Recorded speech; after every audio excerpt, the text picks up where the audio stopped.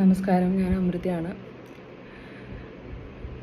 ഞാനിപ്പോൾ നിങ്ങളുടെ മുമ്പിൽ ഭയങ്കര വിഷമമായിട്ടുള്ളൊരു കാര്യം സംസാരിക്കാൻ വേണ്ടിയിട്ടാണ് വന്നിരിക്കുന്നത്. വെളുപ്പിന് 5:30 ഇപ്പോൾ സമയം. ഞങ്ങൾ ഫുൾ ഫാമിലി ഞങ്ങളാരും ഉറങ്ങിയിട്ടില്ല. അത്രയും വിഷമമുള്ളൊരു സിറ്റുവേഷനിൽ കൂടെയാണ് നമ്മൾ പോയിക്കൊണ്ടിരിക്കുന്നത്.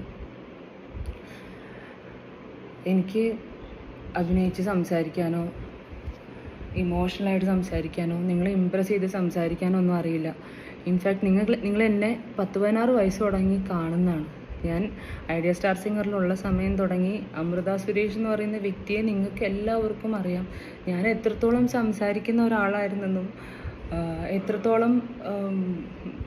എത്രത്തോളം ഇമ്പ്രസ് ചെയ്യാൻ പറ്റുന്ന ഒരാളാണെന്നൊക്കെ നിങ്ങൾക്ക് എല്ലാവർക്കും നന്നായിട്ട് അറിയാം. ഞാൻ പലപ്പോഴും എന്നല്ല, ഈ 14 വർഷമായിട്ട് മിണ്ടാണ്ടിരിക്കുകയാണ് ഉണ്ടായിട്ടുള്ളത്. എൻ്റെ സൈലൻസ് എന്നെ ഒരുപാട് വെറുക്കാനുള്ള സിറ്റുവേഷൻ ഉണ്ടാക്കിയിട്ടുണ്ട്. ഞാൻ ഇത്ര നാളും മിണ്ടാണ്ടിരുന്നത് കൊണ്ട് തന്നെ ഞാൻ നിങ്ങൾ ആരെയും കുറ്റപ്പെടുത്തുന്നില്ല കേട്ടോ. കാരണം വെച്ച് കഴിഞ്ഞാൽ നിങ്ങൾക്ക് ആർക്കും ഒരു കാര്യം, ഒരു സത്യാവസ്ഥയും അറിയില്ല. കാരണം ഞാൻ സൈലൻ്റ് ആയിരുന്നു. പക്ഷേ ഇന്ന് ഞാൻ ഒരേ ഒരു പ്രാവശ്യം ഇതിനു മുമ്പ് ഇതേപോലെ ഒരു വീഡിയോ ചെയ്ത് വന്നിട്ടുള്ളൂ. അന്ന് പാപ്പുവിൻ്റെ മേലിൽ ഒരു ഫേക്ക് ന്യൂസ് ബാലചേട്ടനായിട്ട് കൊടുത്തിട്ടുണ്ടായിരുന്നു. കോവിഡ് വന്ന് ഞാൻ കാണിച്ചില്ല എന്നുള്ള ഒരു ഫേക്ക് ന്യൂസ്. പിന്നീട് അത് ചാനലുകാർ തന്നെ വന്ന് പ്രൂവ് ചെയ്തതാണ്. അത് ബാലചേട്ടൻ തന്നെ വിളിച്ച് അവരെ കൊണ്ട് ഇട്ട ഒരു ഫേക്ക് ന്യൂസ് ആണെന്ന് പറഞ്ഞിട്ട്. അപ്പോൾ അന്ന് ഫസ്റ്റ് ടൈം പാപ്പുവിനെ ഡ്രാഗ് ചെയ്ത സിറ്റുവേഷനിലേക്ക് ഇട്ടപ്പോഴാണ് ഞാൻ ആദ്യമായിട്ട് സംസാരിച്ചത്. അതിനുശേഷം ഇന്നാണ് ഞാൻ വീണ്ടും സംസാരിക്കണം. ഞാൻ മിണ്ടാണ്ട് ഇരുന്നപ്പോൾ എന്നെ അത്രത്തോളം നിങ്ങളെല്ലാവരും വെറുക്കുന്നുണ്ടെന്ന് എനിക്കറിയാം. ഞാൻ ആ വെറുപ്പിനെ ഒരിക്കലും മാറ്റാൻ ശ്രമിച്ചിട്ടുമില്ല. ആ വെറുപ്പ് മാറ്റി സ്നേഹമാക്കാൻ ശ്രമിച്ചിട്ടും ഇല്ല. അതിൻ്റെ ഒരു റീസൺ എന്ന് പറഞ്ഞു കഴിഞ്ഞാൽ മേ ബി എനിക്ക് അത്രയും ഭംഗിയായിട്ടൊന്നും സംസാരിച്ച് നിങ്ങളെ ഇമ്പ്രസ് ചെയ്യാനൊന്നും എനിക്കറിയില്ല. അപ്പം ആ ഒരു വെറുപ്പ് ഇപ്പോൾ അത് വന്ന് ഒരു പോയിന്റിലേക്ക് എത്തിയപ്പോൾ ഇതിപ്പോൾ എൻ്റെ പാപ്പുവിലേക്കും കൂടെ വന്നെത്തിയിരിക്കുകയാണ്. അതായത് ഇപ്പോൾ ഞാനും പാപ്പും എന്തെങ്കിലും ഞങ്ങളുടെ ഫാമിലിയിൽ ഇപ്പോൾ ഞാനും അമ്മയും പാപ്പും അബിയും ഉള്ളൊരു ചെറിയ മൈക്രോ ഫാമിലിയാണ് നമ്മൾ. അച്ഛനും പോലും ഇല്ല ഇപ്പോൾ. അപ്പം നമ്മുടെ ലൈഫിൽ എന്തെങ്കിലും ഒരു ചെറിയ സന്തോഷം വന്നു കഴിഞ്ഞാൽ അപ്പം പാരലലി അപ്പുറത്തൊരു വീഡിയോ വരും. ഇപ്പോൾ റീസെൻ്റ്ലി പാപ്പുവിൻ്റെ ബർത്ത്ഡേ ആയിരുന്നു 21st. ആ കുഞ്ഞ് അത്രയും ഹാപ്പി ആയിട്ട് നമ്മളുടെ പരിമിതിയിൽ വെച്ചിട്ട് നമുക്ക് ചെയ്യാൻ പറ്റുന്ന അത്രയും ഹാപ്പിനെസ്സാണ് പാപ്പു നമ്മൾ കൊടുത്തുകൊണ്ടിരിക്കുന്നത്. ഒരു ഇച്ചിരി സന്തോഷിച്ച് കഴിയുമ്പോൾ പിറ്റേ ദിവസം കാണുന്നത് ഇൻ്റർവ്യൂ ആണ്. അങ്ങനെ ചെയ്തു, ഇങ്ങനെ ചെയ്തു, പാപ്പു അങ്ങനെ പറഞ്ഞു, പാപ്പു ഇങ്ങനെ പറഞ്ഞു എന്നൊക്കെ പറഞ്ഞിട്ട്. അപ്പോൾ പലപ്പോഴും പാപ്പു എന്നോടത്ത് പറയാറുണ്ട്, മമ്മി എന്താ മിണ്ടാണ്ടിരിക്കണേന്ന്. അപ്പോൾ മമ്മിക്ക് മിണ്ടാൻ അറിയില്ലെങ്കിൽ ഞാൻ പറയാം മമ്മി എന്ന് പറയുന്നത്. കാരണം പാപ്പു ഇപ്പോൾ പഴയ ഏജ് അല്ല, നിങ്ങൾക്കറിയാം, 12 വയസ്സായി. അപ്പോൾ അങ്ങനെ കഴിഞ്ഞ ദിവസം പാപ്പു എൻ്റെ അടുത്ത് പറഞ്ഞാണ്, മമ്മി ഈ ബർത്ത്ഡേൻ്റെ വീഡിയോ വന്ന സമയത്ത് mummy I want to do a video mummy. ഞാൻ എന്താണെന്നൊന്നും പറയില്ല, പക്ഷെ എനിക്കൊരു വീഡിയോ ചെയ്യണം. എൻ്റെ പാപ്പുവൻ ഗ്രാൻഡ്മ കാണുന്ന അങ്കിൾമാരും ആൻറ്റിമാരും ഒക്കെ അത് ഞാൻ പറഞ്ഞാൽ വിശ്വസിക്കും mummy. I will do it എന്ന് പറഞ്ഞിട്ടാണ് ആ പാപ്പു ആ വീഡിയോ എടുക്കണതും ആ വീഡിയോ അപ്ലോഡ് ചെയ്യണതും. അപ്പോൾ കുറച്ച് കഴിഞ്ഞ് എനിക്കറിയില്ല, I was so unaware about അതിനകത്ത് എന്ത് കണ്ടന്റാണ് മോള് ഇടണേന്നുള്ളത്. അവള് എൻ്റെ അടുത്ത് പറഞ്ഞു കഴിഞ്ഞാൽ ഞാനത് അവളെ സ്റ്റോപ്പ് ചെയ്യുന്നുള്ളത് കൊണ്ട് തന്നെ പാപ്പു എൻ്റെ അടുത്ത് പറയാണ്ട് ചെയ്തൊരു കാര്യം. കാരണം അത്രയും അവള് കണ്ട് വിഷമിച്ച് നമ്മളൊക്കെ ഓരോ ദിവസവും ഈ 12 വർഷവും ഗോത്രൂ ചെയ്ത കാര്യങ്ങളാ കുഞ്ഞിക്കുട്ടി കാണുന്ന കാര്യങ്ങളാണ്. അപ്പോൾ അത്രയും വിഷമിച്ചാണ് അവൾ ആ ഒരു വീഡിയോ ഇനിയെങ്കിലും എൻ്റെ മമ്മി തെറ്റുകാരിയല്ല എന്ന് വിചാരിച്ചോട്ടെ എന്ന് വിചാരിച്ച് അവളുടെ ഒരു കുഞ്ഞു ഭാഷയിൽ സംസാരിച്ച് അവൾക്ക് പറ്റുന്ന ഭാഷയിൽ അവളുടെ ഒരു മെച്യൂരിറ്റിയിൽ അവൾ സംസാരിച്ച കാര്യങ്ങളാണ്. അത് കഴിഞ്ഞൊരു 1/2 മണിക്കൂർ കഴിഞ്ഞപ്പോഴേക്കും വീണ്ടും പാപ്പുവിനെ കൂടുതൽ സൈബർ ബുള്ളിങ്ങിലേക്ക് ഇട്ടുകൊടുക്കുന്ന രീതിയിലൊരു ഒരു ഇമോഷണൽ വീഡിയോ, അടുത്ത് ഇമോഷണൽ വീഡിയോ വന്നു. അത് വന്നതിന് ശേഷം പാപ്പുവിനുണ്ടായിട്ടുള്ള പാപ്പുവിനെ പറയാത്തതായിട്ട് ഒന്നുമില്ല. കള്ളി, അഹങ്കാരി, ചീത്ത വാക്കുകളൊക്കെയാണ്. കുഞ്ഞു കുട്ടീനൊന്നും വിളിക്കാൻ പറ്റുന്ന വാക്കുകളൊന്നുമല്ല നമ്മൾ മലയാളികൾ കമൻസ് എഴുതിയിട്ടുണ്ടായിരുന്നത്. അപ്പോൾ ആസ് എ അമ്മ എനിക്കത് ചിന്തിക്കാൻ പോലും പറ്റാത്ത. അപ്പോൾ വീണ്ടും അവളൊരു സൈബർ ബുള്ളിങ്ങിലേക്ക് ഇട്ട് കൊടുക്കുക ചെയ്തത്. ഇനി അവൾ അതിനകത്ത് പറഞ്ഞു പോയിട്ടുള്ള കാര്യങ്ങൾ ഒന്ന് പറയാം. അതിനകത്ത് ഏറ്റവും കൂടുതൽ വന്ന കമൻസ് എന്ന് പറഞ്ഞു കഴിഞ്ഞാൽ, മമ്മി ഉഗ്രനായിട്ട് ബ്രെയിൻ വാഷ് ചെയ്യിപ്പിച്ചു, മമ്മി അത് പറഞ്ഞ് ചെയ്യിപ്പിച്ചു, മമ്മി ഇങ്ങനെ ചെയ്യിപ്പിച്ചു, അമ്മയുടെ മോള് തന്നെ അഭിനേത്രിയാണ്, ഇങ്ങനെയുള്ള കമൻസൊക്കെ കൂടുതൽ. ഞാൻ കുറച്ച് കാര്യങ്ങൾ അതിനകത്ത് പാപ്പു പറഞ്ഞ കാര്യങ്ങൾ ഞാൻ മെൻഷൻ ചെയ്യാം. കാരണം പറയുമ്പോൾ കൊച്ചിനെ പറഞ്ഞു കഴിഞ്ഞാൽ അത് വിഷമാവും എനിക്ക്. അതിന് ക്ലാരിറ്റി പറഞ്ഞേ പറ്റുള്ളൂ. പാപ്പിനെ എന്താ ലാസ്റ്റ് അവള് ഇങ്ങനെ ഒന്ന് സംസാരിച്ച് എനിക്ക് ശീലമില്ലാത്തതുകൊണ്ട് ടെൻഷൻ ആവുമ്പോൾ എനിക്ക് തലയിലൊന്നും പറഞ്ഞില്ല. അതിനകത്ത് പാപ്പു പറഞ്ഞ കാര്യമോ എന്താ ഹോസ്പിറ്റൽ ബർത്ത്ഡേയുടെ സമയത്ത് അല്ല വയ്യാണ്ട് കിടന്ന സമയത്ത് ഹോസ്പിറ്റലിൽ വന്നപ്പോൾ അതിനകത്ത് ഇന്നലെ വന്ന ഇൻ്റർവ്യൂവിൽ ബാലചേട്ടൻ പറഞ്ഞ കാര്യമാണ്. ബർത്ത്ഡേ അല്ല പക്ഷേ ഹോസ്പിറ്റലിൽ വന്നിട്ട് എനിക്ക് ലാപ്ടോപ്പ് വേണം പപ്പ എന്ന് പറഞ്ഞു എന്നൊക്കെയുള്ള. അപ്പോൾ പാപ്പു അതിനെ ക്ലാരിഫൈ ചെയ്ത് പറഞ്ഞിട്ട് ഞാൻ അങ്ങനെ ഒരു സാധനം ചോദിച്ചിട്ടേ ഇല്ല, ഇത് ഞാൻ എങ്ങനെ ബ്രെയിൻ വാഷ് ചെയ്യുന്നാക്കുന്നത്. അതിനകത്ത് ബാലചേട്ടൻ ആ വീഡിയോയിൽ പറയാണ്, കൂടെ അണ്ണൻ നിൽക്കുന്നുണ്ടായിരുന്നു, എൻ്റെ അച്ഛനുണ്ടായിരുന്നു.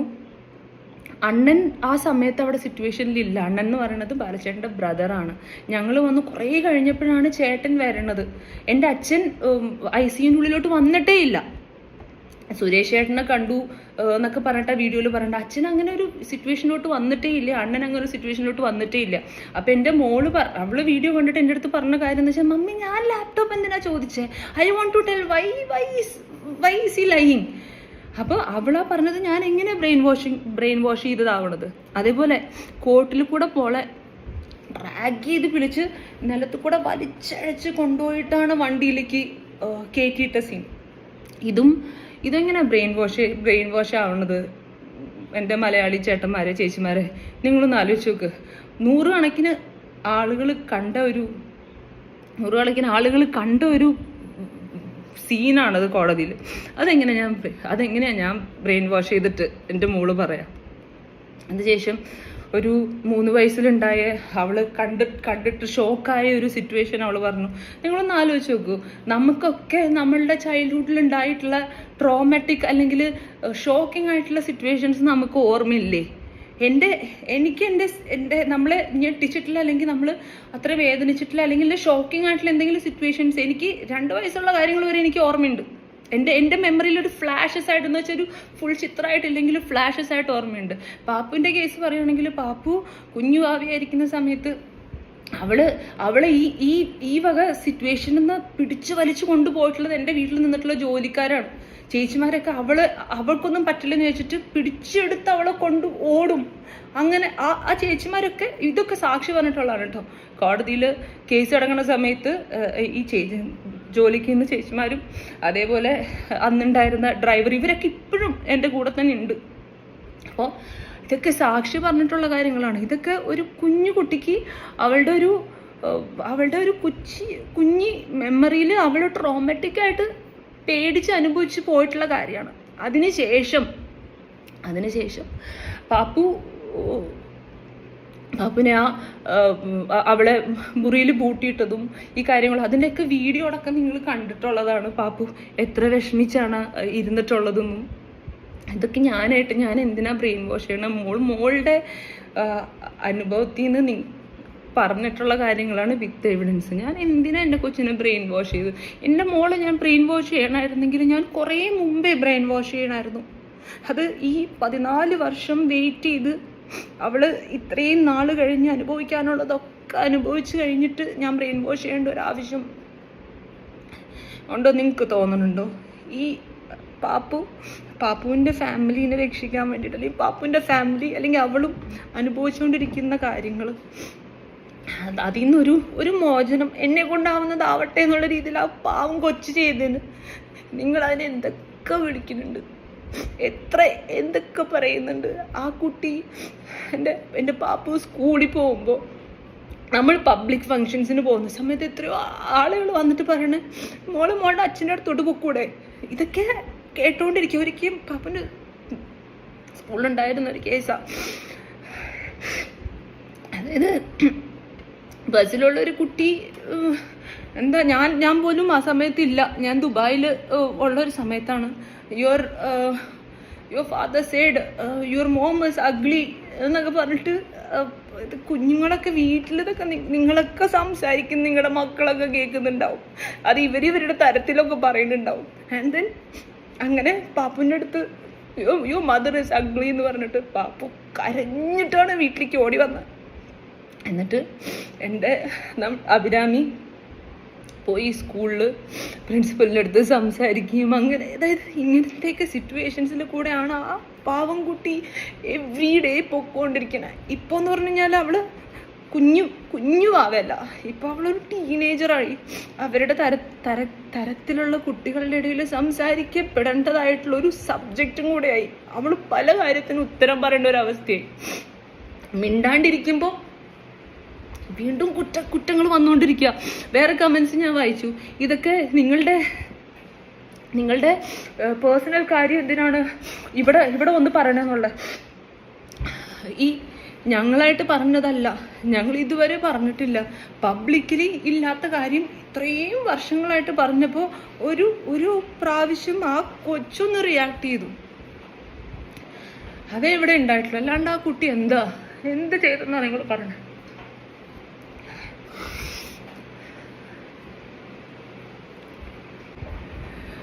ഇനി ഞാൻ എന്നിലേക്ക് വരാം.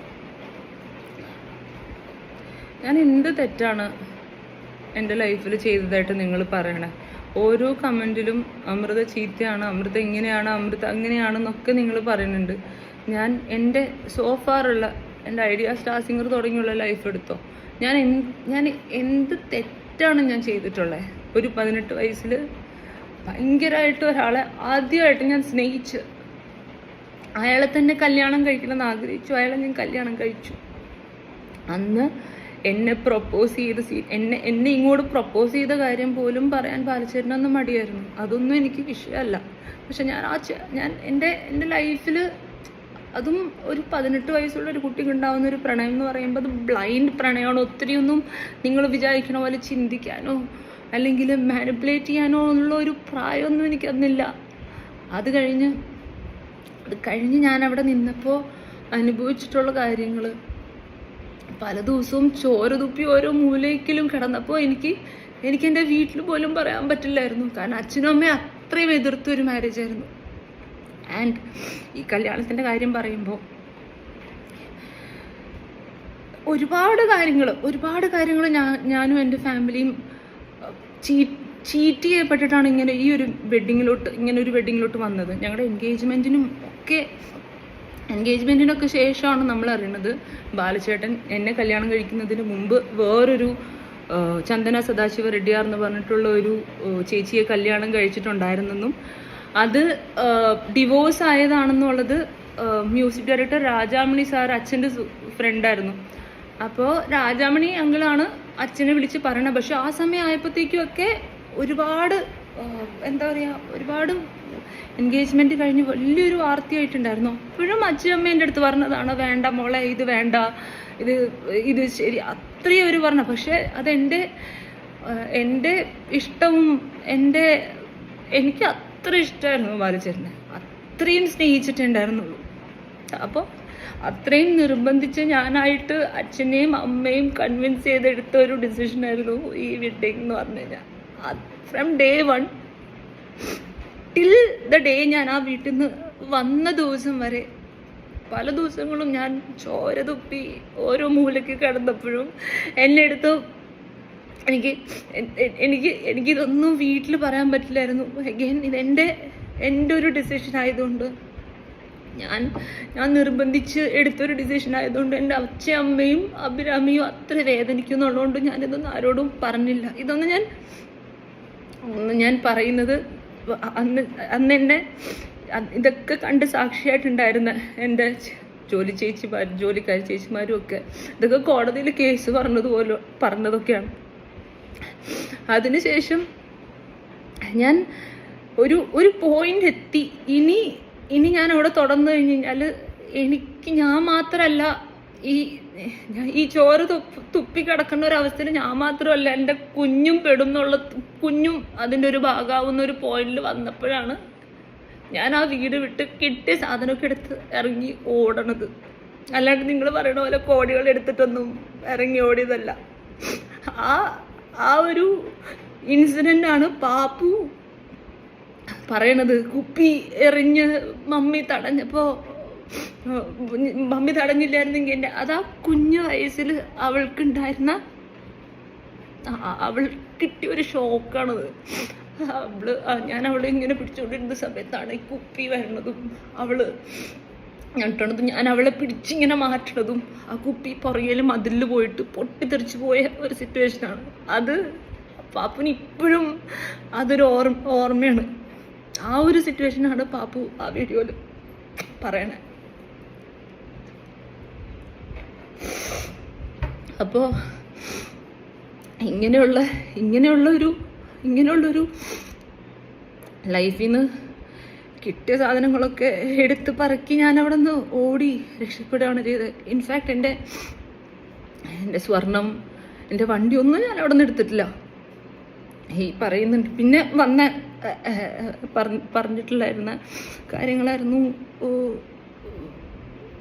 സ്വർണം സ്ത്രീധനം കൊടുത്തിട്ടില്ല, സ്വർണം മൊത്തം പാലച്ചേട്ടൻ ഇടിപ്പിച്ച്. ഇതിനൊക്കെ എന്താ തെളിവുള്ളത്? എൻ്റെ ഞങ്ങൾക്ക് ഇളമക്കരയിൽ ഉണ്ടായിരുന്ന ഒരു വീട്, ആ വീട് വിറ്റിട്ടാണ് അച്ഛനും അമ്മയും ആ ഫുൾ സ്വർണവും വാങ്ങിച്ചതും. ജോസ്കോന്നാ നമ്മൾ ഫുൾ സ്വർണം പർച്ചേസ് ചെയ്തിട്ടുണ്ടായിരുന്നത്. ഞാൻ പ്രസൻറ്റ് ചെയ്യാം അതിൻ്റെ ഇൻവോയ്സ്. ആ സ്വർണ്ണമൊക്കെ പോയി. ആ സ്വർണം ഒന്നും വേണ്ട.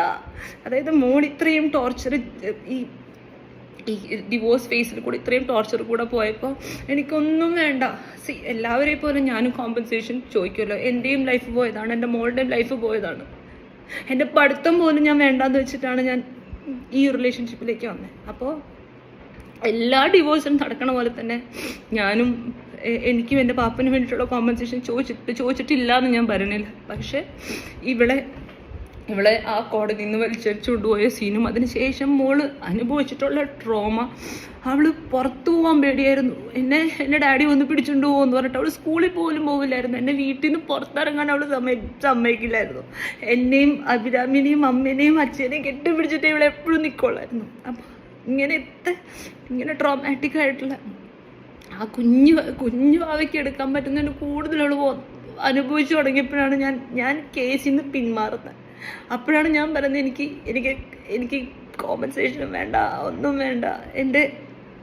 എൻ്റെ പാപ്പുവിനെ ഉപദ്രവിക്കാണ്ടിരുന്നാൽ മതി, പാപ്പുവിനെ ടോർച്ചർ ചെയ്യാണ്ടിരുന്നാൽ മതി. അപ്പോൾ പൈസ വേണ്ടെങ്കിൽ നീ കൊച്ചിനെ വേണ്ട എന്നൊരു ക്ലോസിലാണ് നമ്മൾ ആ ഡിവോഴ്സ് സെറ്റിൽ ചെയ്യണത്. അതിനകത്ത് ആ ഡിവോഴ്സിൻ്റെ പേപ്പറിൽ, ലോയേഴ്സ് കാണിച്ച പേപ്പറിൽ വളരെ വ്യക്തമായിട്ട് എഴുതിയിട്ടുണ്ട്, കല്യാണത്തിന് പോലും ആസ് എ ഫാദർ ഒരു പൈസ പോലും തരില്ല. അപ്പോൾ അന്ന് തുടങ്ങി പാപ്പുവിൻ്റെ എല്ലാ എക്സ്പെൻസസും ഞാൻ ഒറ്റയ്ക്കാണ് ചെയ്തുകൊണ്ടിരിക്കുന്നത്. ഇപ്പോൾ അച്ഛനും കൂടെ ഇല്ല ഞങ്ങൾക്ക്. അപ്പോൾ വീട്ടിലത്തെ സിറ്റുവേഷൻ എന്ന് പറഞ്ഞു കഴിഞ്ഞാൽ ഒരു 60 വയസ്സായിട്ടുള്ളൊരു അമ്മ, പിന്നെ ഒരു ടീനേജറായിട്ടുള്ളൊരു പെൺകുട്ടി, ഞാൻ അബി, ഞങ്ങൾ 4 പെണ്ണുങ്ങൾ മാത്രമുള്ളൊരു വീടാണ്. അമ്മ ബി പി അസുഖങ്ങളൊക്കെ ഉള്ള ഒരു 60 വയസ്സുള്ള ഒരു അമ്മയ്ക്ക് ഉള്ള അസുഖങ്ങളൊക്കെ ഉള്ളതാണ്. അമ്മ ഇപ്പം ആൻറ്റി ഡിപ്രഷൻ ടാബ്ലറ്റ്സൊക്കെ കഴിച്ചിട്ടാണ് പോയിക്കൊണ്ടിരിക്കുന്നത്. അത്രയും മെൻ്റൽ ടോർച്ചർ കൂടെയാണ്. എൻ്റെ അച്ഛൻ മരിച്ചതിന് ശേഷം ഞങ്ങൾ എങ്ങനെയൊക്കെയോ മുമ്പോട്ട് തള്ളി ഇങ്ങനെ നീക്കിക്കൊണ്ടിരിക്കുകയാണ്. അപ്പോൾ ഇതെല്ലാം ഒരു വീട് റൺ ചെയ്തുകൊണ്ട് പോകുമ്പോൾ ഉണ്ടാവുന്ന ഫിനാൻഷ്യൽ സ്ട്രെസ്സസ്, ഇമോഷണൽ കാര്യങ്ങൾ, ഇതെല്ലാം കഴിഞ്ഞ് ഞാനായിട്ട് എത്തേണ്ടതായിട്ടുള്ള സിറ്റുവേഷൻ, മോളുടെ സ്കൂള്, ഇതെല്ലാം ഒരു ബാലൻസിനാണ് കൊണ്ടുപോയിക്കൊണ്ടിരിക്കണേ. ഇങ്ങനെ ഒരു സിറ്റുവേഷൻ ഉണ്ടായപ്പോൾ പോലും നിങ്ങളാരും എൻ്റെ കൂടെ നിന്നിട്ടില്ല, അല്ലെങ്കിൽ ഞങ്ങളുടെ കൂടെ നിന്നിട്ടില്ല എന്നുള്ളൊരു ഭയങ്കര സങ്കടം എനിക്ക് നിങ്ങളെല്ലാവരോടും ഉണ്ട്. ഒരാളെവിടെ കള്ളു കുടിച്ച് ലിവർ പോയി ഹോസ്പിറ്റലിലായപ്പോൾ നിങ്ങൾ മലയാളികളെല്ലാവരും ഇവിടെ പ്രാർത്ഥിച്ചു. എൻ്റെ കേസിൽ ആടിയും തൊഴിയും കൊണ്ട് എൻ്റെ ഫുൾ മേത്തുണ്ടായിട്ടുള്ള ബ്രൂസസും പാടുകളും ഒക്കെ ഞാൻ ഇപ്പോഴും ട്രീറ്റ് ചെയ്തുകൊണ്ടിരിക്കുകയാണ്.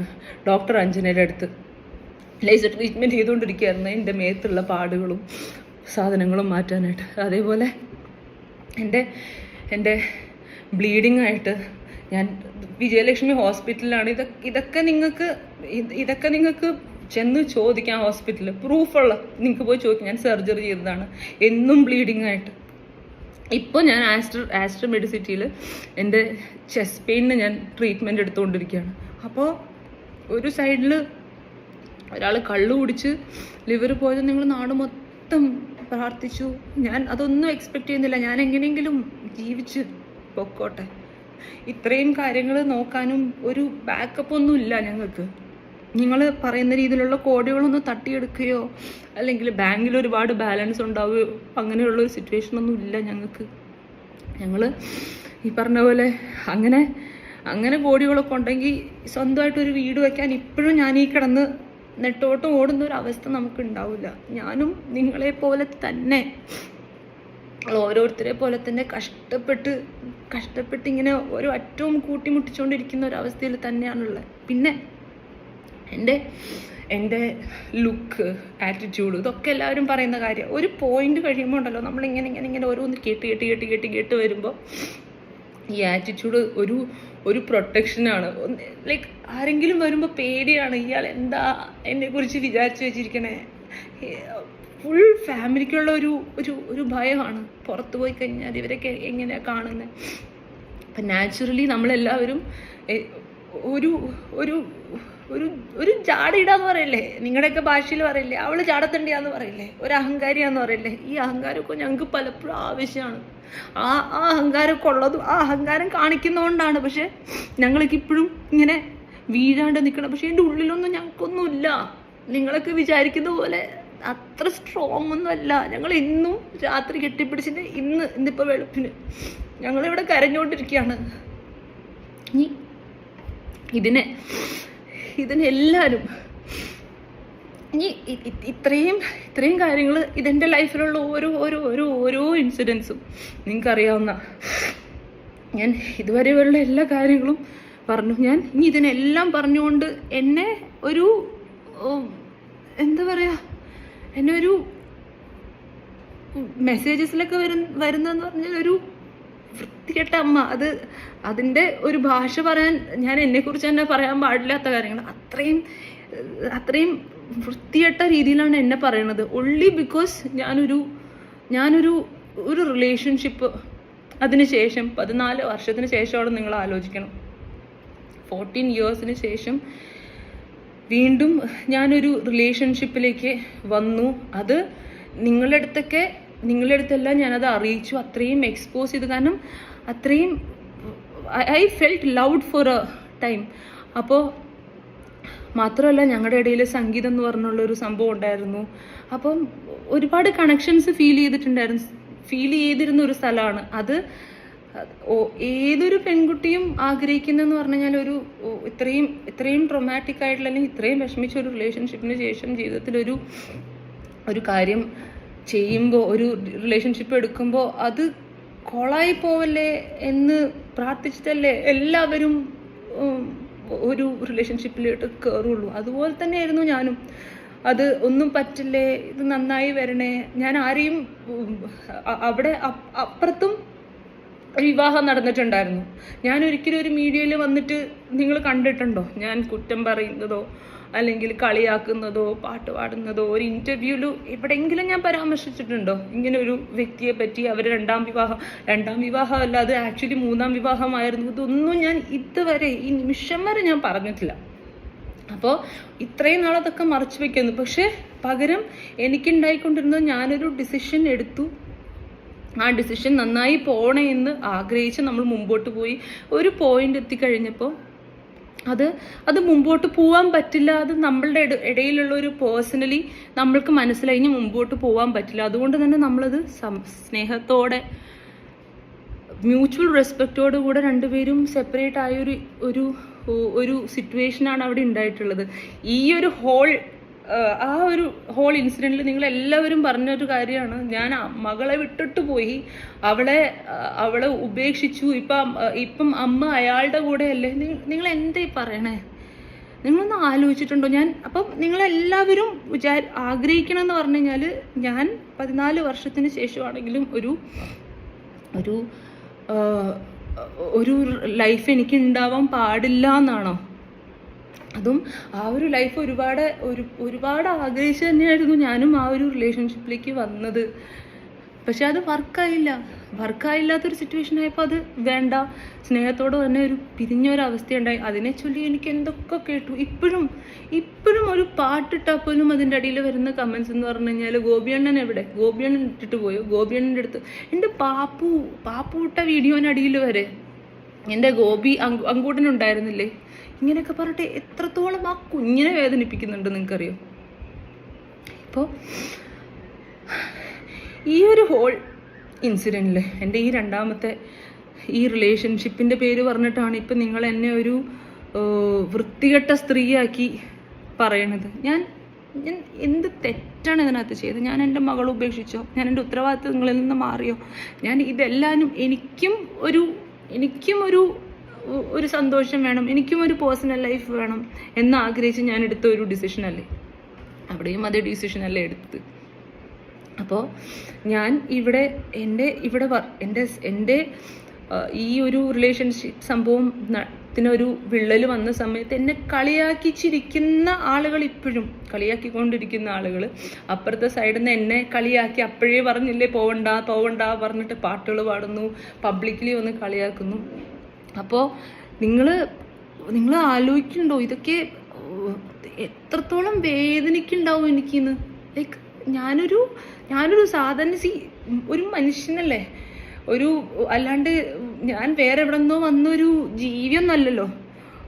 ഒരു സാധാരണ ഒരു പെണ്ണല്ലേ, ഒരു 10-34 വയസ്സായിട്ടുള്ള ഒരു സാധാരണ ഒരു പെണ്ണ് തന്നെയാണ്. ചിലപ്പോൾ ഭാഗ്യവശാലോ നിർഭാഗ്യവശാലോ മീഡിയയുടെ മുമ്പിൽ ലൈഫ് എക്സ്പോസ്ഡ് ആയി പോയി എന്നുള്ളൊരു തെറ്റ് മാത്രമേ, തെറ്റോ ശരിയോ എനിക്കറിയില്ല, അത് മാത്രമേ എനിക്കുണ്ടായിട്ടുള്ളൂ. പക്ഷേ ഇമോഷൻസ് നിങ്ങൾക്കുള്ളതുപോലെ തന്നെയാണ് എനിക്കും ഉള്ളത്. നിങ്ങൾക്കുള്ള വേദനകൾ തന്നെയാണ് എനിക്കും എൻ്റെ കുടുംബത്തിനും ഉള്ളത്. ഇപ്പോൾ ഞാൻ നിങ്ങളുടെ മുമ്പിൽ വന്ന ഈ ഒരു വീഡിയോ ചെയ്തത് ഒരു വിക്ടിം കാർഡ് കളിക്കാൻ വേണ്ടി വന്നതല്ല, നിസ്സഹായ അവസ്ഥ കൊണ്ട് വന്നതാണ്. ഒരു പ്രസ്സിനെ വിളിച്ചുകൂട്ടി സംസാരിക്കാനോ അല്ലെങ്കിൽ ഒരു PR ടീമിനെ വെച്ച് എനിക്ക് വേണ്ടി കമൻ്റ് ഇടിപ്പിക്കാനോ അല്ലെങ്കിൽ മറ്റൊരാളെ എന്താ പറയുക ബാലചേട്ടനെ മോശമായി സംസാരിക്കാനോ ഒന്നും ഞാൻ ആഗ്രഹിക്കുന്നില്ല. ഇപ്പോഴും എൻ്റെ പാപ്പുവിൻ്റെ അച്ഛനെന്നുള്ള രീതിയിൽ ഞാൻ ഇന്നുവരെ ബാലചേട്ടന് റെസ്പെക്റ്റേ കൊടുത്തിട്ടുള്ളൂ. ഇതുവരെ അദ്ദേഹത്തിന് മോശമായിട്ട് ഞാൻ ഒന്നും പറഞ്ഞിട്ടില്ല. ഞാൻ അനുഭവിച്ച കാര്യങ്ങളും ഞാൻ ഒന്നും പറഞ്ഞിട്ടില്ല. എവിടെയൊക്കെയോ ആദ്യമായിട്ട് ഞാൻ സ്നേഹിച്ചു പോയ ഒരാളെന്നുള്ളൊരു വേദന ഉണ്ടല്ലോ, ഈശ്വര ഇതിങ്ങനെ ആയിപ്പോയല്ലോ എന്നുള്ളൊരു വേദനയും കൂടി ഉണ്ടാവുമല്ലോ. അതുകൊണ്ട് ഒരിക്കലും ബാലചേട്ടനെ വേദനിപ്പിക്കാനോ അല്ലെങ്കിൽ ഉപദ്രവിക്കാനോ ഒരു ഇൻ്റർവ്യൂ കൊടുക്കുകയോ ഒരു കുറ്റം പറയുകയോ ഒന്നും ചെയ്തിട്ടില്ല. പക്ഷേ ഇനിയെങ്കിലും എൻ്റെ സിറ്റുവേഷൻ നിങ്ങൾ മനസ്സിലാക്കണം. ആരെങ്കിലുമൊക്കെ എനിക്ക് വേണ്ടി സംസാരിക്കണ്ടേ? ഞങ്ങൾ ആകെ ഒരു 4 പെണ്ണുങ്ങൾ മാത്രം ജീവിച്ചു പോകുന്നൊരു ഫാമിലിയാണ്. കല കൊണ്ട് മാത്രം ജീവിച്ചു പോകുന്നൊരു ഫാമിലിയാണ് ഞങ്ങൾ. ആകെപ്പാടിനുള്ളൊരു സോഴ്സ് ഓഫ് ഇൻകം എന്ന് പറഞ്ഞു കഴിഞ്ഞാൽ ഞാൻ ചെയ്യുന്ന മ്യൂസിക് ഷോസും പിന്നെ നമ്മൾ ചെയ്യുന്ന വ്ളോഗ്സ് ഒക്കെയാണ്. ഇപ്പോൾ 2 വർഷമായിട്ട് നിങ്ങൾക്ക് കണ്ടാൽ അറിയാം, അമൃതംഗമയ എന്ന് പറഞ്ഞൊരു യൂട്യൂബ് ചാനലുണ്ടല്ലോ, നമ്മുടെ ഈ ചാനലിൽ പോലും ഒരു വ്ളോഗ് ഞാൻ ചെയ്യുന്നില്ല. കാരണം പേടിച്ചിട്ടാ. എന്തെങ്കിലും കമൻ്റ് ഇട്ട് നമ്മൾ എന്തെങ്കിലും ചെയ്ത് കഴിഞ്ഞാൽ, എന്തെങ്കിലും പുറത്ത് പോയി നമ്മളൊരു നല്ലൊരു ഹോട്ടലിൽ പോയി ഭക്ഷണം കഴിച്ചാൽ വരെ അതിൻ്റെ ഇടയിൽ വരുന്ന കമൻറ്റ്, നീ അവൻ്റെ പൈസ എടുത്തിട്ടല്ലേ ചെയ്യുന്നതെന്നുള്ള, ഇതൊക്കെ കേട്ട് ഞാനായിട്ട് ഇനി എന്തിനാ തളർന്നു പോയി നമ്മളെല്ലാവരും, പറ്റാണ്ടായി തുടങ്ങി. അതുകൊണ്ട് തന്നെ ഒരു ജീവിതത്തിൻ്റെ ഒരു സോഴ്സ് ഓഫ് ഇൻകം വരെ മാറ്റി വയ്ക്കേണ്ട ഒരു അവസ്ഥയിലാണ് ഞങ്ങൾ വന്നിരിക്കുന്നത്. ഇനിയെങ്കിലും നിങ്ങൾ ഒരു പ്രാവശ്യം ഞാൻ പറയുന്നത് കേട്ടിട്ടില്ല എന്നുണ്ടെങ്കിൽ അത് ചിലപ്പോൾ ഞങ്ങൾ 4 സ്ത്രീകളോട് ചെയ്യുന്ന ഒരു വലിയ ദ്രോഹമായിരിക്കും, എനിക്ക് വലിയ തെറ്റായിരിക്കും. കാരണം ഞങ്ങൾക്ക് സംസാരിക്കാൻ ഞങ്ങൾ മാത്രമേ ഉള്ളൂ. ഇനി ഇതിനൊരു എക്സ്പ്ലനേഷനോ അല്ലെങ്കിൽ ഒരു ക്ലാരിഫിക്കേഷനോ ഒന്നും കൊണ്ട് വരാനായിട്ട് ഞാൻ ആഗ്രഹിക്കുന്നില്ല. ഇനി ഇതിൻ്റെ പേരിൽ ആരും ഉപദ്രവിക്കരുത്, പ്രത്യേകിച്ചും പാപ്പുവിനെ. ആൻഡ് ഒരു റിക്വസ്റ്റും കൂടെ ഉണ്ട്. പാപ്പുമോള് പോസ്റ്റ് ചെയ്ത വീഡിയോ ഒരുപാട് മീഡിയ പേജസ് എടുത്ത് ഷെയർ ചെയ്തിട്ടുണ്ട്. അപ്പോൾ അതിൻ്റെ അടിയിൽ വന്നിരിക്കുന്ന കമൻസ് എന്ന് പറഞ്ഞു കഴിഞ്ഞാൽ നിങ്ങൾക്കറിയാം, അത്രയും ബ്രൂട്ടലായിട്ടുള്ള കമൻസാണ്. പറ്റുമെങ്കിൽ ആ കമൻസ് ഒന്ന് ഓഫ് ചെയ്ത് വയ്ക്കുക. ആ കുഞ്ഞിതൊക്കെ ഇരുന്ന് വായിക്കും. അപ്പോൾ അത് അവൾ ലൈഫ് ടൈം അത് അവൾക്ക് ഒരു ട്രോമയായിട്ട് മാറും. ലൈഫ് ടൈം അവളൊരു കുറ്റക്കാരിയായെന്നുള്ളൊരു ചീത്ത കുട്ടി എന്നുള്ളൊരു ചിന്തയിലേക്കൊക്കെ അത് മാറിപ്പോവും. ഒരു അവളുടെ കുടുംബത്തിനെ രക്ഷിക്കാൻ വേണ്ടി ചെയ്തൊരു കുഞ്ഞു സ്റ്റെപ്പാണ് ആ പാവം കൊച്ചിൻ്റെ. ഇന്ന് വരെ ഞാനും എൻ്റെ ഫാമിലിയും പാപ്പുവിന് വേണ്ടിയിട്ടാണ് ജീവിച്ചിട്ടുള്ളത്. ഇനിയും ഞങ്ങൾ പാപ്പുവിന് വേണ്ടി തന്നെയാണ് ജീവിക്കുള്ളൂ. അപ്പോൾ ഞങ്ങളെ ഉപദ്രവിക്കല്ലേ. ഇത്രയും നാൾ നിങ്ങൾക്ക് അറിയില്ലായിരുന്നു എന്തായിരുന്നു സിറ്റുവേഷൻ എന്നോ ഞങ്ങളുടെ ലൈഫിൽ നടന്നിട്ടുള്ള കാര്യങ്ങൾ എന്തായിരുന്നു എന്നോ അറിഞ്ഞിട്ടില്ല. ഇന്ന് ഞാൻ നിങ്ങളുടെ അടുത്ത് എല്ലാം വ്യക്തമായിട്ട് പറഞ്ഞു. ഇനിയും പറയാൻ ഒരുപാട് കാര്യങ്ങളുണ്ട്. കാരണം ഞാനിനി എന്തെങ്കിലും പറഞ്ഞു കഴിഞ്ഞാൽ അത് നിങ്ങൾക്ക് പോലും ഹൃദയമുള്ള ഒരാൾക്ക് കേൾക്കാൻ പറ്റാത്ത ഒരുപാട് കാര്യങ്ങൾ വന്നു പോകും അതിനകത്ത്. അതുകൊണ്ട് എനിക്ക് ആരെയും കുറ്റപ്പെടുത്തണം എന്ന് ആഗ്രഹമില്ലാത്തത് കൊണ്ട് ഞാൻ പറയുന്നുമില്ല. പക്ഷെ ഇപ്പോൾ പറഞ്ഞ കുറച്ച് കാര്യങ്ങളിൽ കുറേ കാര്യങ്ങൾ നിങ്ങൾക്ക് ക്ലാരിറ്റി വന്നിട്ടുണ്ടാവുമെന്ന് വിചാരിക്കുന്നു. ആൻഡ് പണ്ട് ഐഡിയ സ്റ്റാർ സിംഗറിൽ ഉണ്ടായപ്പോൾ സ്നേഹിച്ചിട്ടുണ്ടായിരുന്ന ഒരു അമൃത സുരേഷ്, നിങ്ങൾ പറയുമല്ലോ അന്ന് പട്ടുപാവാട ഇട്ട് വന്നപ്പോൾ ഞങ്ങൾക്ക് വളരെ ഇഷ്ടമുണ്ടായിരുന്നു. അതേ അമൃത തന്നെയാണ് ഇപ്പോഴും. പട്ടുപാവാടയൊക്കെ ഒന്ന് മാറി ജീവിക്കാൻ വേണ്ടിയിട്ട്, പ്രൊഫഷന് വേണ്ടിയിട്ട് കുറച്ച് സ്റ്റൈലായിട്ടൊക്കെ ജീവിക്കേണ്ട വന്നല്ലാണ്ട് അന്നുണ്ടായിരുന്ന ഒരു അമൃത തന്നെയാണ് ഇപ്പോഴും ഉള്ളത്. അപ്പോൾ അന്നൊരു ഇച്ചിരി സ്നേഹം ബാക്കിയുണ്ടെങ്കിൽ എന്നെ എൻ്റെ ഫാമിലീൻ്റെയും വിഷമം നിങ്ങൾ കാണാണ്ട് പോകരുത്. Thank you.